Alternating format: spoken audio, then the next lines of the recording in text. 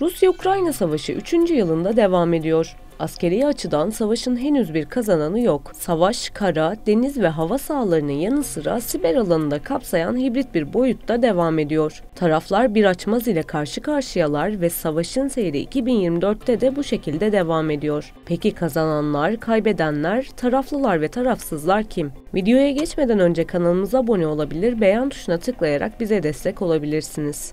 Ukrayna'da Başkan Zelenski yönetimi egemenlik ve toprak bütünlüğünün korumasını amaçlayan bir varoluş mücadelesinde. Putin ise askeri ve siyasi hedeflerine ulaşmak için zamanı oynuyor. Diplomatik ve siyasi rekabet ise daha küresel bir seviyede yaşanıyor. Batılı aktörler Ukrayna'yı destekliyorlar ve savaşın aktif tarafı olarak hareket ediyorlar. Rusya'nın ötekileştirildiği ve giderek yalnızlaştığı bir Avrupa güvenlik mimarisi şekillenirken bu mimarinin sınırlarının ne kadar zorlanabileceğine dair kuşkular söz konusu. Küresel güvenlik mimarisinin Atlantik ayağı Amerika Birleşik Devletleri'nin pozisyonu ve izleyeceği politikaların geleceğine dair büyük sorgulamalarsa gündemde. Haritanın diğer kısmındaysa Koreler göze çarpıyor.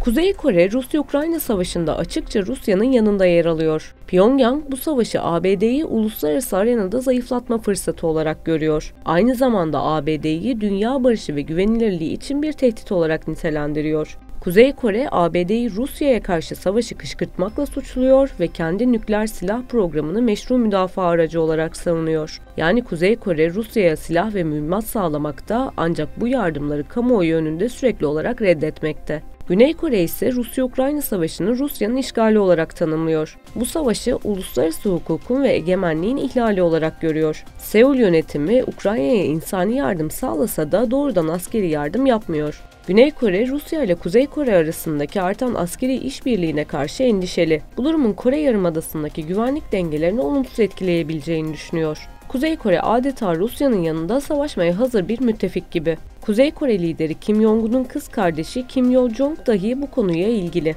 ABD'nin Ukrayna'ya askeri yardım yapmasını kırmızı çizgiyi geçmek olarak nitelendiriyor ve ABD'nin savaşın başlıca kışkırtıcısı olduğunu söylüyor. ABD'nin Ukrayna'ya tank ve diğer askeri ekipmanları göndermesi kime göre savaşı daha da alevlendiren bir hareket. Kuzey Kore resmi olarak Rusya'ya silah göndermediğini söylese de ABD ve Güney Kore istihbarat raporları tam tersini söylüyor. Raporlara göre Kuzey Kore Rusya'ya binlerce konteyner dolusu silah ve mühimmat gönderdi. Bu silahlar Rusya'nın Ukrayna'daki askeri operasyonlarını desteklemek için kullanılıyor. Kuzey Kore bu yardımları reddediyor olsa da görüntüler ve diğer kanıtlar bu iddiaları destekliyor. Kuzey Kore'nin bu savaşta Rusya'yı desteklemesinin ardında stratejik sebepler var. ABD'yi dünya barışı ve güvenliği için bir tehdit olarak gören Kuzey Kore bu savaş aracılığıyla ABD'ye karşı bir denge unsuru oluşturmayı hedefliyor. Ayrıca Kuzey Kore bu destekle birlikte ekonomik ve askeri yardımlar alma umudunda. Bu durum Pyongyang'ın ABD'ye karşı daha güçlü bir pozisyonda durmasına yardımcı. Asıl gündem ise Rusya-Kuzey Kore arasında imzalanan anlaşma.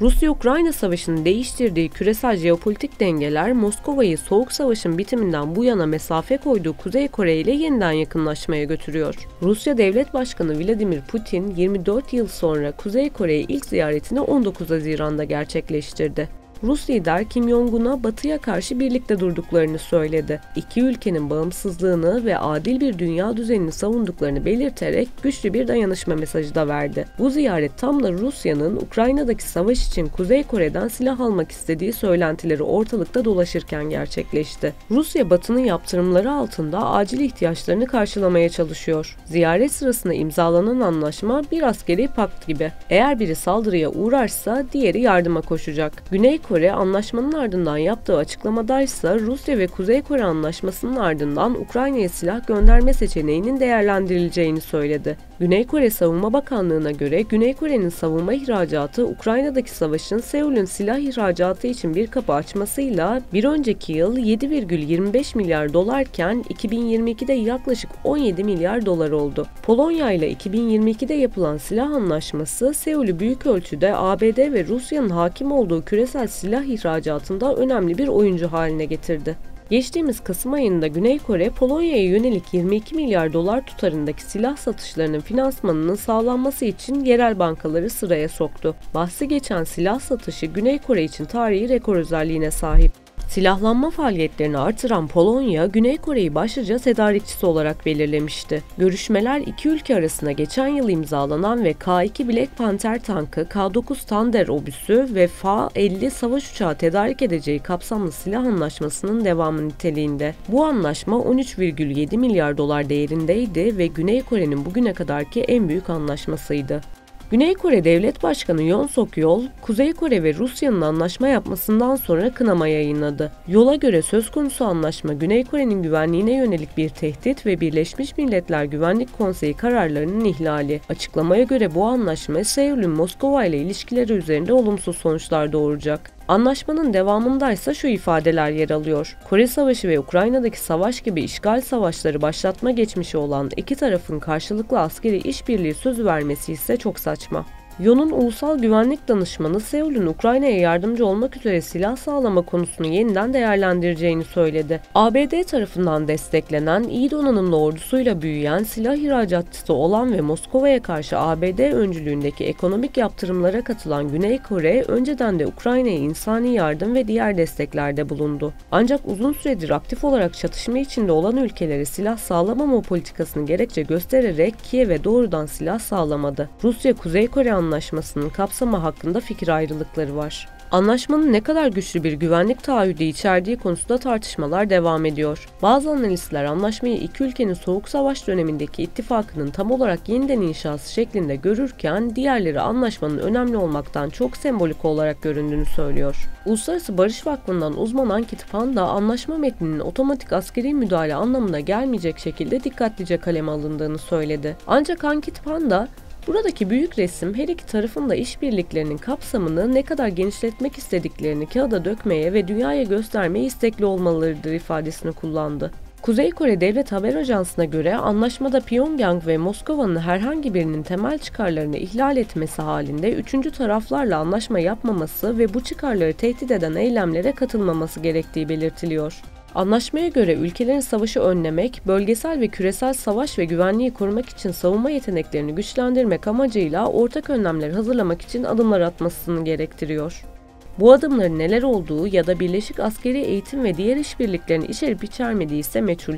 Ajans, anlaşmanın aynı zamanda iki ülkenin adil ve çok kutuplu yeni bir dünya düzeni kurma çabalarında aktif bir şekilde işbirliği yapmaları çağrısında bulunduğunu iddia ediyor. Washington'daki düşünce kuruluşu Simpson Center'dan araştırmacı Jenny Town, anlaşmanın Rusya'nın Güney Kore ile ilişkilerini nasıl etkileyeceğinin izlenmesini gerektirecek önemli bir gelişme olduğunu söyledi.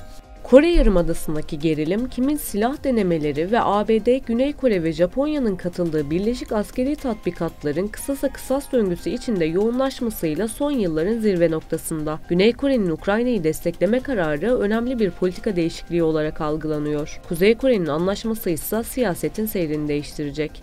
Yani Soğuk Savaş'tan sonra kopan bağlar yeniden canlanıyor. Kuzey Kore Soğuk Savaş yılları boyunca Sovyet Rusya'dan aldığı ekonomik ve askeri destekle ayakta durdu. 1950'ler ve 1960'larda Sovyet desteğiyle altyapı ve sanayileşme adımları atan ülke, Sovyet ve Çin yanlısı siyasi hizipleri hedef almasının ardından ülke içe kapalı bir yörüngeye girmeye başladı. Sovyetler Birliği ile Çin arasında çatışma ve anlaşmazlıkların hakim olduğu 1970'lerde Kuzey Kore iki sosyalist ülkeye eşit mesafelilik politikası izledi. Her iki taraftan da ekonomik yardım almayı sürdürdü. Kuzey Kore yönetimi bu dönemde Sovyetler ve Çin'e bağımlılığını azaltmaya yönelik adımlar atsa da uluslararası piyasalardan aldıkları büyük miktarlı borçlar ülke ekonomisini 10 yıllar sürecek bir durgunluğa sürükledi. Sovyetler Birliği Kuzey Kore'ye yardımlarını Soğuk Savaş boyunca sürdürdü. 1980'lerde iktidara gelen Gorbaçov, Güney Kore ile uzlaşma adımları kapsamında Sovyetlerin Kuzey Kore'ye yönelik yardımlarını azalttı. Bu dönemde Güney Kore, Doğu Avrupa'daki komünist ülkelerle diplomatik ilişkiler kurarak uluslararası varlığını güçlendirirken Kuzey Kore giderek daha fazla yalıtılmış bir ülke haline geldi. Sovyetler Birliği'nin 1991'de çözülmesiyle Kuzey Kore en önemli ekonomik ve askeri hamilerinden birini yitirmiş oldu.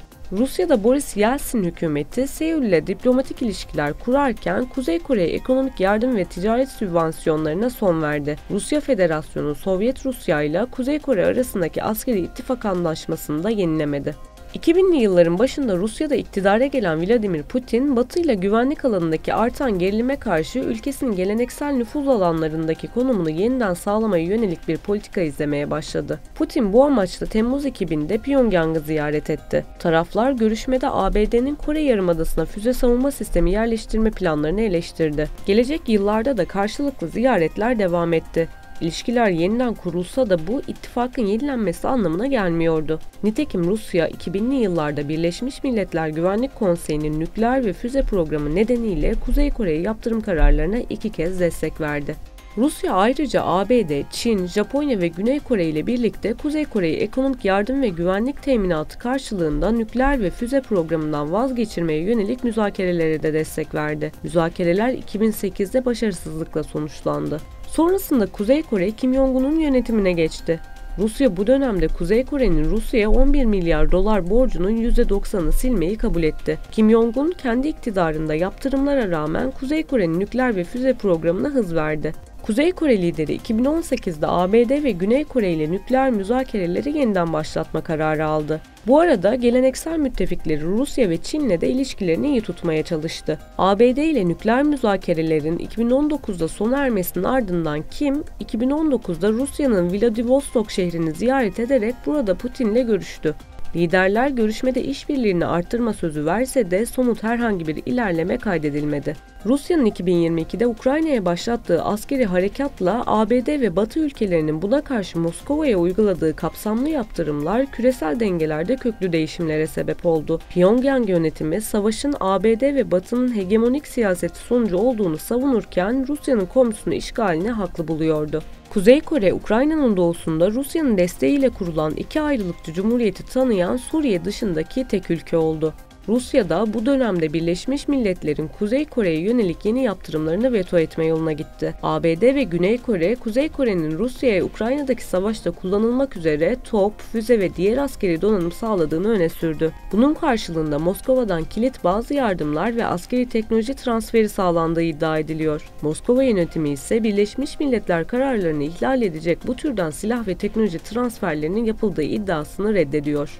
Peki yeni ittifak antlaşması bir askeri pakt mı? Eylül 2023'te Kim Jong-un, Rusya'nın Doğu Sibirya bölgesine tarihi bir ziyaret gerçekleştirdi. Bu ziyaret iki ülke ilişkilerine yeni bir dönemin başlangıcı oldu ve şimdi 9 ay sonra Rus lider Putin, Kuzey Kore'ye resmi bir ziyarette bulundu. İki ülke arasında kapsamlı bir stratejik ortaklık anlaşması imzalandı. Putin bu anlaşmayla taraflardan biri saldırıya uğrarsa diğerinin askeri yardımda bulunacağını taahhüt etti. Kim Jong-un ise anlaşmayı pakt olarak nitelendirdi ve ilişkilerin yüksek ittifak seviyesine yükseldiğini söyledi. Rusya Soğuk Savaş'ın ardından askıya aldığı Kuzey Kore ittifakını değişen dünya koşullarında yeniden canlandırıyor.